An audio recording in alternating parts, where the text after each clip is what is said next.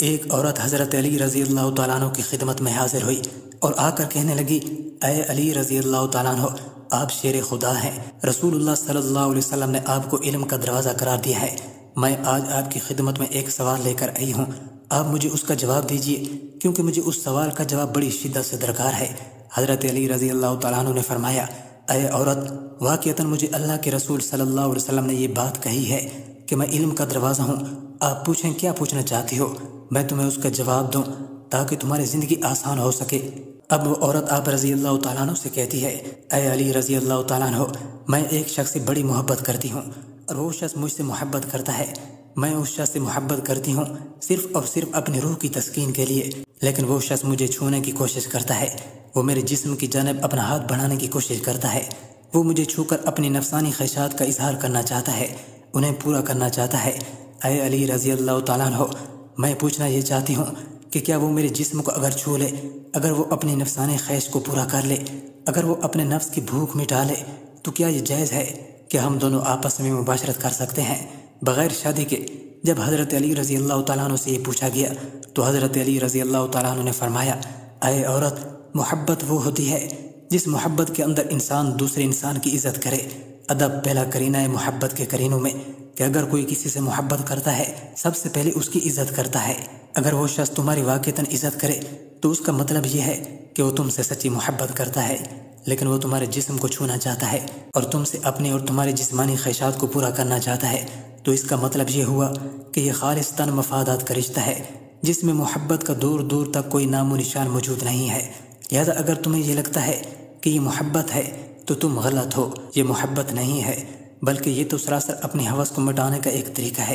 محترم ناظرین، اصل محبت کا تعلق انسان کی زندگی کو اس لمحے سے ہوتا ہے جس لمحے میں اسے یہ احساس ہو جائے کہ کوئی شخص مجھ سے پیار کرتا ہے، اور اس چیز کو سوچتے ہیں اس کا دل اور دماغ روشن ہو جائے اور وہ مزید کسی چیز کی دنیا سے توقع نہ کرتا ہو، وہ یہ جانے کہ میں زندگی میں جو چیز چاہتا تھا وہ مجھے مکمل طور پر دستیاب ہو چکی ہے اور اب میری زندگی انتہائی سہل اور آسان ہو گئی ہے۔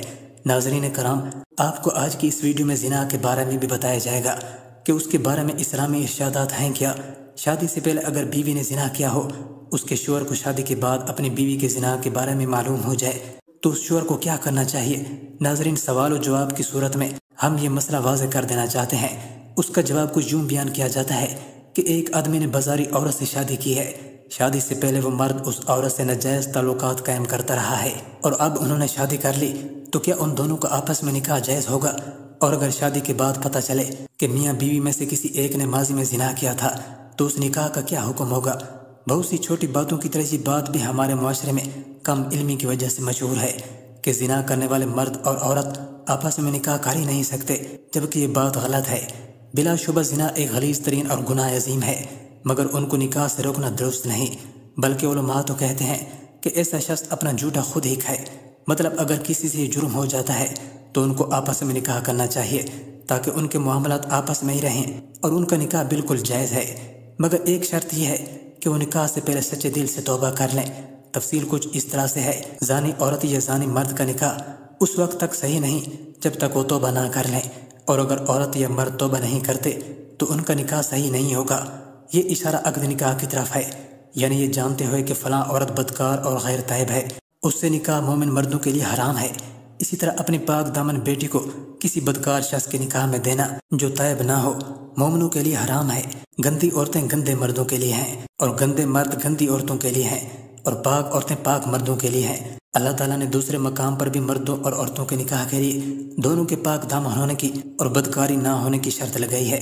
سورہ مائدہ آیت نمبر 5، مومن عفیفہ عورتیں تمہارے لیے حلال ہیں اور ان لوگوں کی عفیفہ عورتیں بھی جنہیں تم سے پہلے کتاب دی گئی تھی، بشرطے کہ اس سے تمہاری غرض مہر ادا کر کے نکاح میں لانا ہو، ماذ شاوت زانی اور پوشیدہ آشنائی نہ ہو، اور جس نے بھی ایمان کی بجائے کفر اختیار کیا اس کا وہ عمل برباد ہو گیا اور آخرت میں وہ نقصان اٹھانے والوں میں سے ہوگا۔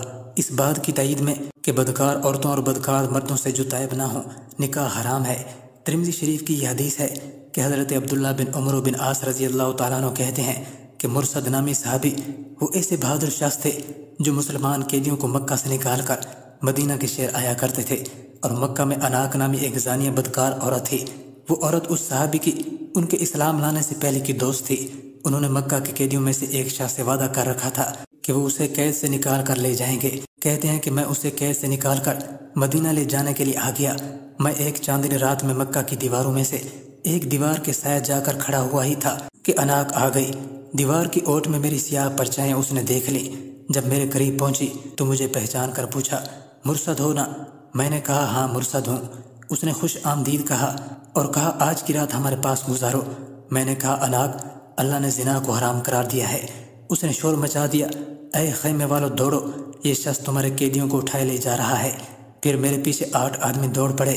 میں خدمہ نامی پہاڑی کی طرف بھاگا اور ایک غار کے پاس پہنچ کر اس میں گھس کر چھپ گیا۔ وہ لوگ بھی اوپر چڑھ آئے اور میرے سر کے قریب ہی کھڑے ہو کر انہوں نے پیشاب کیا تو ان کے پیشاب کی بوندیں ہمارے سر پر ٹپکیں، لیکن اللہ نے ان کو اندھا بنا دیا، وہ ہمیں نہ دیکھ سکے۔ وہ لوٹے تو میں بھی لوٹ کر اپنے ساتھی کے پاس جسے اٹھا کر مجھے لے جانا تھا آ گیا۔ وہ بھاری بھرکم آدمی تھا۔ میں نے انہیں اٹھا کر پیٹھ پر لاد لیا۔ اذخر کی جھاڑیوں میں پہنچ کر میں نے ان کی بیڑیاں توڑ ڈالیں اور پھر اٹھا کر چل پڑا۔ کبھی کبھی اس نے بھی میری مدد کی، وہ بھی بیڑیاں لے کر چلتا۔ اس طرح ہم مدینہ آ گئے۔ رسول اللہ صلی اللہ علیہ وسلم کے پاس پہنچ کر میں نے عرض کیا، اے اللہ کے رسول صلی اللہ علیہ وسلم، میں اناک سے شادی کر لوں؟ یہ سن کر رسول اللہ صلی اللہ علیہ وسلم خاموش رہے، مجھے جواب نہیں دیا۔